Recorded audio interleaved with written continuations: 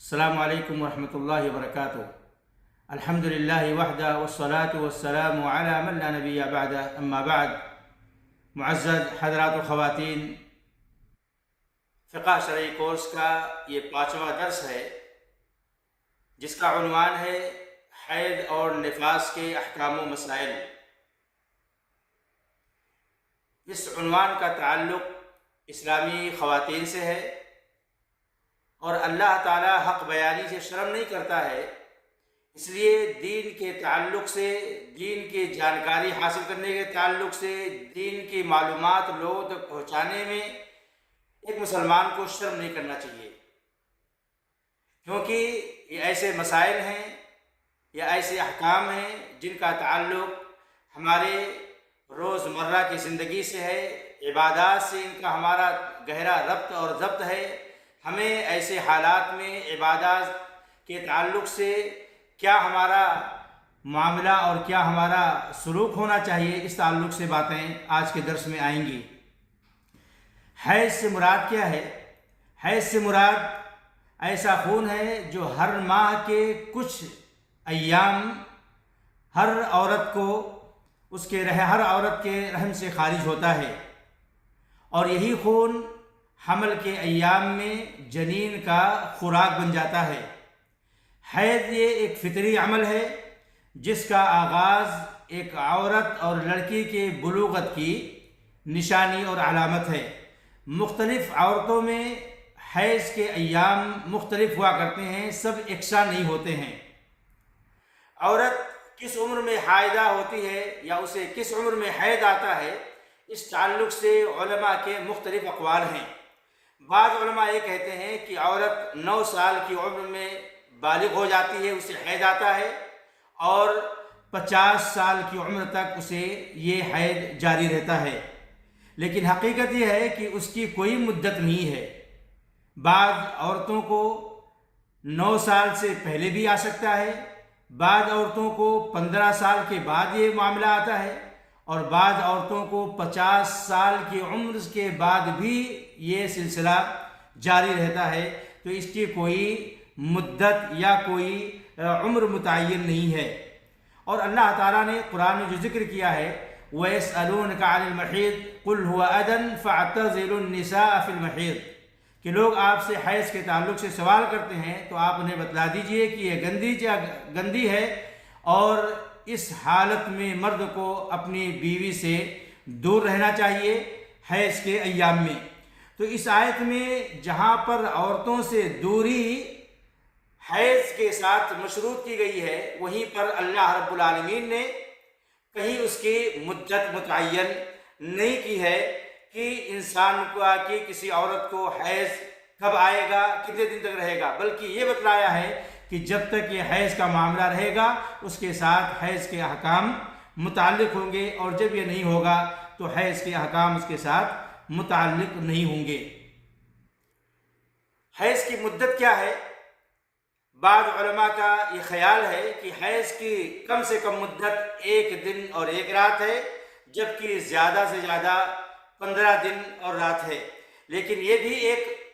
مفروضہ ہے، اس کا بھی کوئی حقیقت سے تعلق نہیں ہے۔ حقیقت یہ ہے کہ شریعت میں اس کی کوئی حد متعین نہیں کی گئی ہے۔ بعض عورتوں کو 1 دن، بعض کو 2 دن، بعض کو 4 دن، بعض کو 1 ہفتہ، بعض کو 15 دن، مختلف عورتوں کو مختلف ایام حیض آتا ہے، لہذا کوئی اس کی بھی نہ کم کی مدت متعین ہے اور نہ ہی زیادہ کی متعین ہے۔ البتہ حیض کے ایام عام طور سے عورتوں کے 6 یا 7 دن ہوتے ہیں، جیسا کہ اللہ کے نبی صلی اللہ علیہ وسلم نے ایک مستحاضہ عورت سے فرمایا تھا، فَتَحِيدِ 6 أَيَّامٍ أَوْ 7 أَيَّامٍ فِي عِلْمِ اللَّهِ، کہ آپ اللہ کے علم میں 7 دن یا 6 دن حیض کی شمار کرو، باقی مستحاضہ کا خون ہوگا۔ اگر کوئی عورت حائضہ ہوتی ہے تو اس کے احکام کیا ہیں، یعنی انہیں کن چیزوں سے روکا گیا ہے یا وہ کون سے کام نہیں کر سکتی ہے۔ تو سب سے پہلی چیز، حائضہ عورت جسے حیض آ جائے، ان ایام میں ان کے ساتھ ہم بستری کرنا حرام اور ناجائز ہے، اسلام نے اس سے منع فرمایا ہے، جیسا کہ قرآن کی آیت جو آپ کے سامنے پڑھی گئی، اللہ رب العالمین فرماتا ہے قُلْ هُوَ أَذًى فَاعْتَزِلُوا النِّسَاءَ فِي الْمَحِيضِ، وہ گندی ہے، یعنی وہ وقت گندا وقت ہوتا ہے ان عورتوں کے لیے، لہذا ان ایام میں ان سے ہم بستری نہ کی جائے۔ تو یہ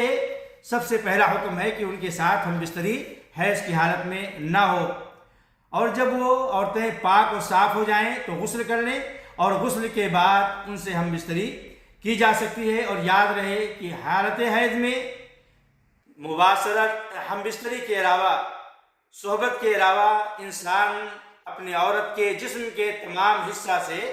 جسے اسلام نے حلال اور مباح قرار دیا ہے، اس سے مباشرت کر سکتا ہے، اس سے استمتاع اور فائدہ اٹھا سکتا ہے، جیسا کہ اللہ کے نبی نے فرمایا اصنعوا کل شیء الا النکاح، ان ایام میں عورتوں کے ساتھ ہم بستری کے سوا ہر کام کرو۔ اور یاد رہے کہ اگر کوئی شخص حیض کی حالت میں اپنی بیوی سے ہم بستری کر لیتا ہے تو اس کے اوپر کفارہ ہے کہ اسے 1 دینار یا آدھا دینار بطور کفارہ ادا کرنا پڑے گا، اور 1 دینار کی جو وزن بنتا ہے 2.5 گرام سونا بنتا ہے، تو ایسے شخص پر کفارہ دینا ضروری ہو جائے گا۔ اور یاد رہے کفارہ دینے کے لیے اگر عورت کی رغبت اور مرد دونوں کی رضامندی سے ہوئی ہے تو دونوں کو کفارہ دینا پڑے گا، لیکن اگر عورت کی طرف سے زبردستی ہے، مرد کو مجبور کیا گیا ہے، تو ایسی صورت میں عورت کو دینا پڑے گا، اور اگر عورت نے مرد نے اپنی رغبت سے کیا ہے، عورت کی کوئی اس میں رضامندی نہیں ہے، تو ایسی صورت میں مرد کو صرف دینا پڑے گا۔ اور یاد رہے کہ کفارہ کے لیے کچھ شرط ہے کہ اسے معلوم ہونا چاہیے کہ حالت حیض میں ہم بستری کرنا حرام ہے، یہ معلوم ہو، اور دوسری چیز اسے یاد ہو کہ اس کی عورت حالت حیض میں ہے، اور تیسری شرط ہے کہ اس کے اوپر کوئی زور اور زبردستی نہ ہو۔ تو یہ 3 شرط ہے کفارہ دینے کے لیے، لہذا اگر تینوں شرطیں موجود ہیں تو اسے حالت حیض میں مباشرت ہم بستری کرنے کے نتیجے میں اسے یہ کفارہ دینا پڑے گا۔ اور دوسرا کام جسے حالت حیض میں عورت کو منع ہے کہ وہ حالت حیض میں نہ روزہ رکھے گی اور نہ ہی نماز پڑھ سکتی ہے، جیسا کہ عائشہ رضی اللہ تعالیٰ عنہ فرماتی ہیں کہ ہم اللہ کے نبی صلی اللہ علیہ وسلم کے زمانے میں جب حیض ہم کو آتا تھا تو ہمیں روزوں کی قضا کا حکم دیا جاتا تھا اور نماز کی قضا کا حکم نہیں دیا جاتا تھا، یعنی حیض کی حالت میں عورت نہ روزہ رکھے گی اور نہ ہی نماز پڑھے گی، البتہ روزے کی قضا بعد میں کرے گی، نماز کی کوئی قضا نہیں ہے۔ ایسے ہی حالت حیض میں عورت قرآن چھو کر نہیں پڑھ سکتی ہے، البتہ اگر اسے بھولنے کا خطرہ ہے یا کوئی اور مجبوری ہے تو وہ زبانی پڑھ سکتی ہے، یا کسی حائل دستانہ وغیرہ پہن کر قرآن کو پڑھ سکتی ہے، کیونکہ اللہ رب العالمین کا فرمان ہے لا یمسہ الا المطہرون، قرآن کو پاک اور صاف لوگ ہی چھو سکتے ہیں، اور اللہ کے نبی نے فرمایا لا یمس المصحف الا طاہر، کہ مصحف کو پاک شخص کے سوا کوئی نہ چھوئے۔ البتہ حائضہ عورت، جیسا کہ آپ کو بتایا گیا کہ اگر مجبوری نہ ہو تو انسان ایسی عورت کو قرآن کو زبانی پڑھنے سے بچنا چاہیے، ورنہ وہ زبانی پڑھ سکتی ہے اور کسی حائل کے ساتھ دستانہ وغیرہ پہن کر قرآن کو چھو کر بھی پڑھ سکتی ہے۔ چوتھا کام جو حائضہ عورت نہیں کر سکتی ہے، بیت اللہ کا طواف نہیں کر سکتی ہے، جیسا کہ عائشہ رضی اللہ تعالیٰ عنہ کے بارے میں ہے کہ وہ جب حج کرنے جا رہی تھی تو انہیں دوران حج حیض آ گیا، تو اللہ کے نبی نے صلی اللہ علیہ وسلم نے ان کو حکم دیا کہ آپ حج کے سارے کام کرو جو حاجی کرتے ہیں سوائے طواف کے، یہاں تک کہ جب آپ پاک ہو جائیں تب طواف کر سکتی ہیں۔ ایسے ہی حالت حیض میں عورت مسجد میں قیام نہیں کر سکتی ہے، البتہ کسی ضرورت کے تحت مسجد میں جا سکتی ہے، گزر سکتی ہے، جیسا کہ اللہ کے نبی صلی اللہ علیہ وسلم کی حدیث ہے انی لا احل المسجد لحائض ولا جنوب، کہ میں جنوبی اور حائضہ عورت کے لیے مسجد کو حلال نہیں کرتا ہوں، یعنی اس میں قیام نہیں کر سکتے ہیں۔ اسی طریقے سے اگر حائضہ عورت کو مسجد سے گزرنا ہو تو وہ گزر سکتی ہے، یا کچھ مسجد سے اٹھا کر لانا ہو تو لا سکتی ہے، جیسا کہ عائشہ رضی اللہ تعالیٰ عنہ کو اللہ کے نبی صلی اللہ علیہ وسلم نے چٹائی لانے کا حکم دیا تھا تو انہوں نے کہا تھا کہ اللہ کے نبی صلی اللہ علیہ وسلم میں حیض سے ہوں، تو اللہ کے نبی نے فرمایا تھا کہ حیض آپ کے ہاتھ میں نہیں ہے۔ اسی طریقے سے حائضہ عورت تسبیح اور تحلیل اور ذکر و اذکار اور جو دعائیں سکھائی گئی ہیں ان کا اہتمام کر سکتی ہے۔ اور ایک اہم مسئلہ سفرہ اور قدرہ، عورت کی شرمگاہ سے رحم سے ایک مادہ نکلتا ہے جسے سفرہ یا قدرہ کہا جاتا ہے۔ سفرہ سے مراد ایسا زردی مائل سیال یا وہ مادہ جو سیال ہوتا ہے جو عورت کے رحم سے نکلتا ہے خون بند ہونے کے بعد، اور قدرہ ایسا مٹمیلا اور گدرا پانی جو حیض کے اختتام پر عورت کے رحم سے نکلتا ہے اسے سفرہ قدرہ کہا جاتا ہے۔ دونوں کا حکم یہ ہے کہ اگر دوران ایام حیض کے دوران نکلتا ہے تو اس میں اسے حیض کا ہی حکم میں اس کو شامل کیا جائے گا، یا اگر فوراً حیض کے ختم ہونے کے بعد آتا ہے تب بھی اس کو حیض کا ہی حکم ہوگا۔ البتہ طہارت کے بعد، پاکی کے بعد دیگر ایام میں اگر ایسا مادہ عورت کے رحم سے نکلتا ہے تو اس کا کوئی اعتبار نہیں ہوگا بلکہ وہ پاک مانی جائے گی۔ ایسی صورت میں نماز اور روزے وغیرہ کی ساری پابندیاں کریں گی، جیسا کہ اللہ کے نبی صلی اللہ علیہ وسلم کی حدیث ایک صحابیہ کہتی ہیں کننا لا نعد السفرۃ والقدرۃ بعد الطہور شیئا، کہ ہم سفرہ اور قدرہ کو یعنی جو پیلا مائل پانی یا مٹی میلا پانی رحم سے نکلتا تھا ہم طہر کے بعد اسے کچھ اعتبار نہیں کرتے تھے، یعنی اس کو کوئی اہمیت نہیں دیتے تھے۔ ایک اہم سوال یہ ہے کہ حیض کے اختتام کو کیسے جانا جائے گا کہ عورت کا حیض ختم ہو چکا ہے؟ تو ہمیں معلوم ہونا چاہیے کہ حیض کا خون بند ہونے سے ہی حیض ختم مانا جائے گا، اور حیض کا خون بند ہونے کے لیے دو نشانی ہے کہ بند خون ہو گیا، اس کو کیسے معلوم ہوگا کہ حیض کا خون بند ہو گیا ہے؟ اس کی دو نشانیاں ہیں۔ پہلی علامت یہ ہے کہ عورت کے رحم سے ایک سفید مادہ سیال مادہ نکلتا ہے جو اس کے طاہر اور اس کے خون بند ہونے کی نشانی ہے۔ اور دوسری علامت ہے کہ اس کا شرمگاہ خشک ہو جائے، کوئی اگر روئی یا کپڑا رکھتی ہے تو اس میں کوئی بھیگا ہوا مادہ یا کوئی زردی یا کوئی پیلا پن یا کوئی لالی وغیرہ اس طرح سے نہیں نکل رہی ہے، بالکل خشک ویسے ہی روئی یا کپڑا نکل آتا ہے، تب بھی مانا جائے گا کہ اس کا خون بند ہو چکا ہے اور حیض کا خون بند ہو چکا ہے اور حیض کی مدت ختم ہو چکی ہے۔ حیض کے بعد عورت کیا کرے گی؟ حیض کے بعد عورت فوراً غسل کرے گی اور روزے نماز کی پابندی کرے گی۔ اگر مغرب سے کچھ لمحہ پہلے اگر وہ حیض سے پاک ہوتی ہے تو علامہ ابن تیمیہ رحمۃ اللہ علیہ کہتے ہیں کہ جمہور کی رائے ہے کہ وہ ظہر اور عصر کی نماز کو پڑھے گی، کیونکہ بعض حالات میں مجبوری کے تحت دونوں نمازوں کو اکٹھا کیا جا سکتا ہے، تو ایسی عورت جمہور کی رائے کے مطابق ظہر اور عصر دونوں نمازیں پڑھے گی۔ ایسے ہی اگر فجر سے کچھ پہلے وہ طہارت اسے حاصل ہو جاتی ہے، حیض ختم ہو جاتا ہے، تو ایسی صورت میں مغرب اور عشاء کی نماز بھی وہ ادا کرے گی۔ ایسے ہی استحاضہ ایک اہم مسئلہ ہے۔ بعض عورتوں کو حیض کے علاوہ استحاضہ کا بھی خون آتا ہے۔ دونوں میں فرق یہ ہے کہ حیض کا خون یہ کالا مائل ہوتا ہے اور گاڑھا ہوتا ہے، ساتھ ہی ساتھ اس کے اندر بدبو ہوتی ہے، جبکہ استحاضہ کا خون پتلا ہوتا ہے، سرخی مائل ہوتا ہے اور اس کے اندر بدبو نہیں ہوتی ہے۔ استحاضہ کے کئی حالات ہیں، یعنی اگر کسی عورت کو حیض کے جو ایام ہیں اس کے علاوہ بھی خون آتا ہے تو اس کی 3 حالتیں ہیں۔ پہلی حالت یہ ہے کہ عورت کو معلوم ہو کہ ہر ماہ کو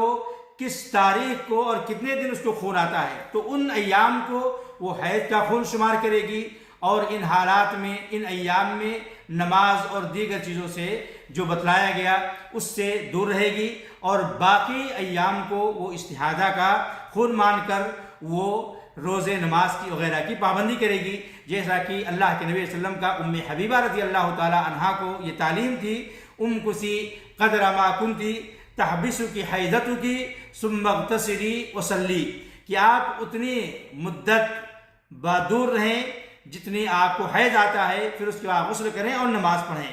تو اس میں یہ تعلیم دی گئی ہے کہ جتنی مدت آپ کی حیض کی ہے اس میں آپ روزے نماز وغیرہ سے دور رہیں، اور اس کے بعد غسل کر کے آپ نماز وغیرہ کی پابندی کریں، چاہے وہ پورے مہینے ہی کیوں نہ آتا ہو۔ اسی طریقے سے اللہ کے نبی صلی اللہ علیہ وسلم نے فاطمہ بنت ابی حبیش رضی اللہ تعالیٰ عنہ سے فرمایا تھا انما ذلك عرق وليس بحیض فاذا